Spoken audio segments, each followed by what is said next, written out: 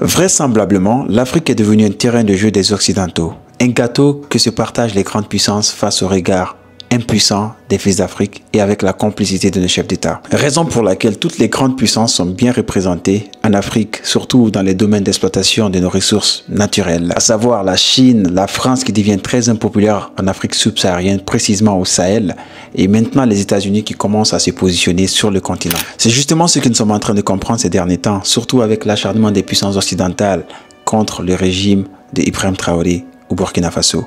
On peut ne pas aimer l'homme, mais il faut reconnaître que son combat reste quand même noble, celui de défendre son pays contre les attaques terroristes et contre toute domination occidentale, en particulier la France, avec laquelle il s'est séparé à queue de poisson. Alors son alliance avec la Russie pour assurer sa protection ne fait pas le plaisir des Occidentaux, y compris les États-Unis. D'où la sortie controversée du général des armées américaines Michael E. Longley, qui est le responsable du commandement des États-Unis pour l'Afrique, sur le président Ibrahim Traoré, au cours d'une audition devant le Sénat américain que je vais vous traduire. On va suivre l'audition du général Longley au Congrès américain où il accuse le président Ibrahim Traoré d'utiliser les réserves d'or du Burkina Faso pour assurer sa sécurité. On va suivre ça ensemble. Il dit, l'approche que nous avons eue avec l'USAID ainsi que d'autres initiatives comme celle du président américain sur le VIH, comment notre approche américaine se compare-t-elle à celle de la Russie en Afrique et de la Chine communiste en Afrique? Écoutez la réponse. Il dit, Monsieur le Président, nous avons toujours été en tête. Ce que vous voyez chez ces deux concurrents, c'est qu'ils suivent notre sillage. Ils observent ce qui fonctionne en termes d'influence et de renforcement des partenariats grâce à ces soft power, comme la diplomatie sanitaire ou les programmes de développement. Ils essayent de reproduire ce que nous faisons de mieux. Je pense que les pays africains sont conscients de cela.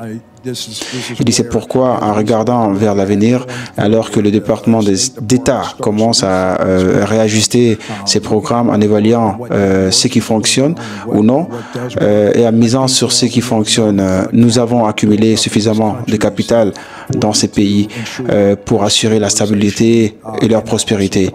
Les autres concurrents essayent simplement d'imiter nos réussites.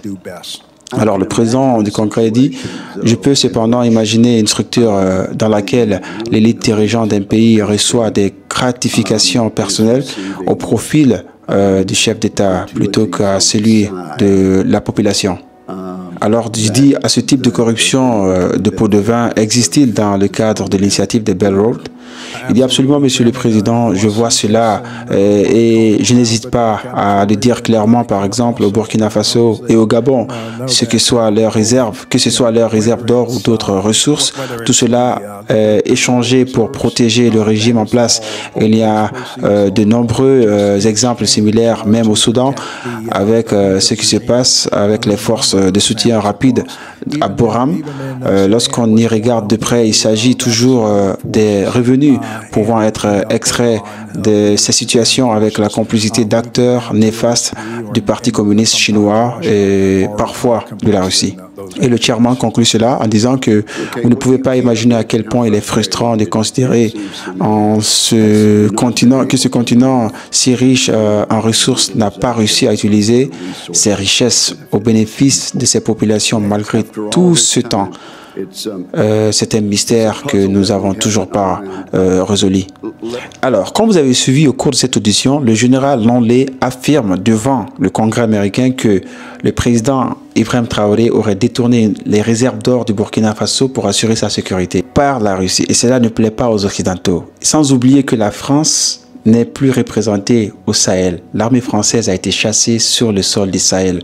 Alors, les États-Unis, vraisemblablement, sont prêts à tout pour marquer leur présence sur le continent africain. Encore une fois, il faut rappeler qu'il y a un an de cela, il y a le secrétaire de la diplomatie américaine, Anthony Blinken, qui avait promis plus de 45 millions de dollars à la Côte d'Ivoire pour assurer la stabilité de la Côte d'Ivoire. Mais il faut savoir que ces dons viennent toujours avec une contrepartie, soit par l'installation d'une base militaire sur le sol ivoirien pour assurer sa présence dans la sous-région, ou alors pour l'exploitation des ressources naturelles de nos différents pays. Après une première escale au Cap-Vert, le chef de la diplomatie américaine, Anthony Blinken, est arrivé en Côte d'Ivoire où il a rencontré le président Alassane Dramane Ouattara mardi.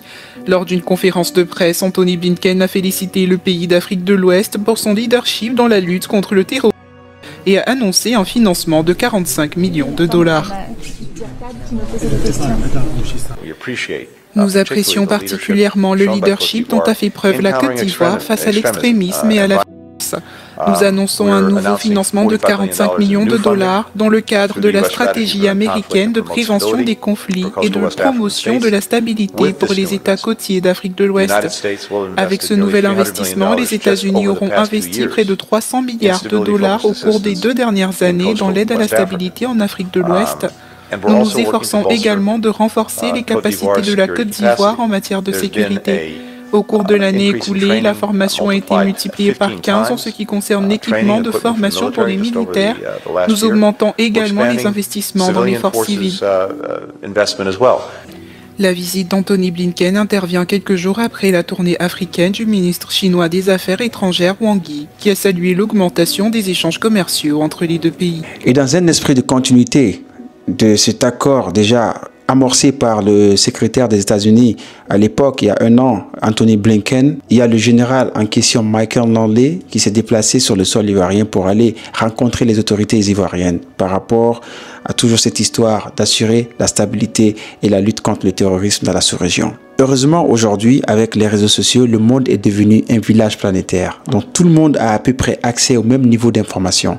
Et donc, les consciences s'éveillent petit à petit. Et la jeunesse africaine s'intéresse de plus en plus à la géopolitique du continent. Donc, à la jeunesse africaine de prendre son destin en main. À nos leaders d'investir dans la jeunesse et de faire en sorte que cette jeunesse soit une ressource humaine qualifiée.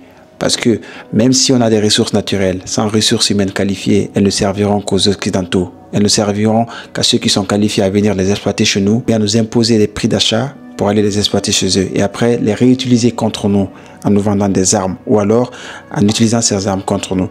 Donc, à nos chefs d'État de prendre conscience de la nécessité d'investir dans sa jeunesse. Prenons conscience et protégeons Ibrahim Traoré. Merci.